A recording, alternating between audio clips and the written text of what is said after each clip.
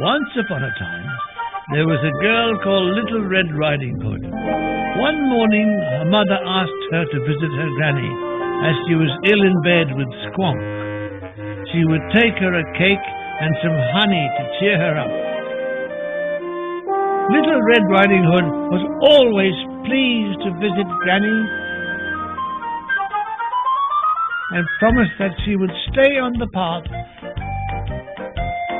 and never speak to strangers in the woods.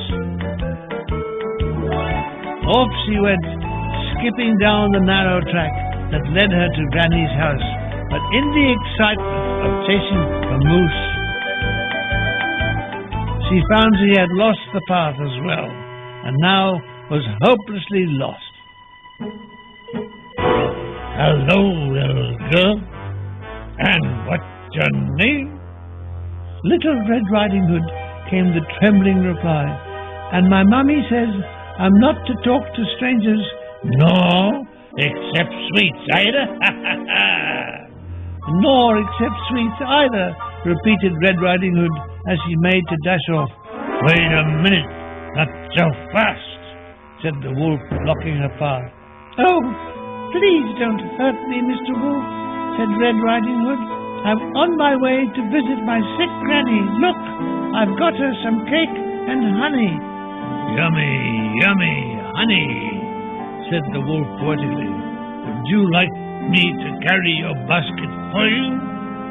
That was very kind of the wolf to offer, thought Red Riding Hood, reflecting that the age of chivalry was not yet dead. Dying, but not yet dead. No, that's okay. Granny only lives in the little cottage by the stream, so it won't take me long to get there. It won't take me long to get there either, said the wolf under his breath, which was putrid. Little Red Riding Hood set off again towards Granny's cottage, while the cunning wolf took a short cut. In next to no time, he found himself at the door of Granny's cottage. With Red Riding Hood nowhere in sight, he rapped on the door. Go away, said Granny in her usual welcoming tone. But it's Little Red Riding Hood. I bought you some cake and some honey. Cake and honey, my favorite. Let yourself in. I'm watching TV in bed.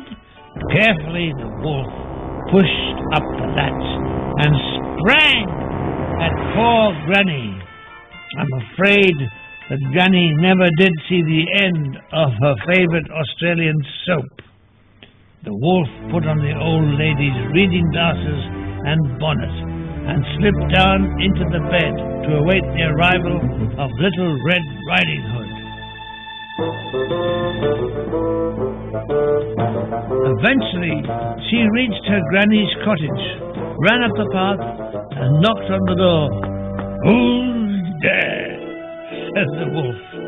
Red Riding Hood was surprised by her granny's voice, but remembering that she was ill, she put it down to a severe infection of the bronchial tracts, which actually reached down to her knees. It's me, Little Red Riding Hood. I brought you some cake and your favorite honey. The door is not locked. Let yourself in, said the wolf. This is going to take some thought, he said, as he tucked himself up in bed so well that only a little bit of his horrible hairy face was showing. Little Red Riding Hood undid the latch and walked to the foot of the bed. She was curious about the shape of her granny. Oh, Grandma, what big arms you have!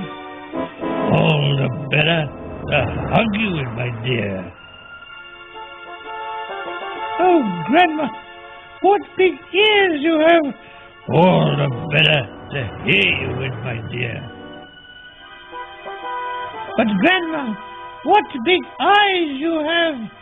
All the better to see you with, went on the wolf, beginning to tire of this verbal dueling. I'm tired of this verbal dueling.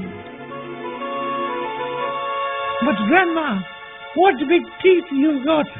All the better to eat you with, said the wolf as he sprang from beneath the bedclothes at Little Red Riding Hood and tried to gobble her all up. But the young girl's legs were too quick for the greedy wolf, who by now was completely tangled up in Granny's bedclothes, sheets, nighties, bloomers, and knitted bed jackets. She darted into the larder as the grizzly wolf clawed and growled at the door. "Help! Help!" she screamed through the little window in the larder. "The wolf is trying to gobble me up! Please, somebody help me!" Her cries carried to a nearby forest clearing where a woodcutter was busy sharpening his axe. This was not the first time the woodcutter had been troubled by the wolf. Only the week before, the wolf had pinched his cheese sandwiches, so this time he would do for the wolf once and for all. "Don't worry, help is on its way," he cried and headed towards the old lady's cottage. And not a moment too soon, as the wolf frantically tore at the larder door. "Oh, please, help me!" cried out Red Riding Hood as the woodsman smashed down the front door. Freed her from the larder and turned on the wolf. "Oh, this is looking pretty bad for me." As soon as the wolf saw the axe, he flew through the door with the woodsman chasing after him. Chop! Oh! There goes one leg. A large lumps of hairy wolf tail flew in the air. Chop! There goes the other leg. Again the wolf got an unexpected haircut. Chop! And there goes my nose. Again fur flying in all directions as the wolf disappeared over the horizon. Having vowed never to talk to strangers and never to leave the path, Little Red Riding Hood set off home, stuffing herself with cake and honey. "I'll get you for this one day, you see."